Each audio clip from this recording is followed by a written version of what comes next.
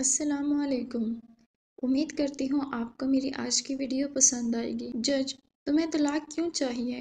جج صاحب: میری بیوی مجھ سے لہسن چھلواتی ہے، پیاز کٹواتی ہے، برتن دھلواتی ہے۔ جج: ہاں تو اس میں کیا ہے؟ لہسن چھیلنے سے پہلے تھوڑا گرم کر لیا کرو، آسانی سے نکل جائے گا۔ پیاز کاٹنے سے پہلے تھوڑی دیر انہیں فریزر میں رکھ دیا کرو، اس سے کاٹتے ٹائم آنکھوں میں جلن نہیں ہوگی۔ برتن دھونے سے پہلے انہیں پانی سے بھرے ٹب میں 10 منٹ بھگو دیا کرو، آسانی سے صاف ہو جائیں گے۔ کپڑے سرف میں بھگونے سے پہلے سادہ پانی میں بھگا لیا کرو، داغ آسانی سے نکلیں گے اور ہاتھوں کو بھی تکلیف نہیں ہوگی۔ عرضدار: سمجھ گیا حضور۔ جج: کیا سمجھ گئے؟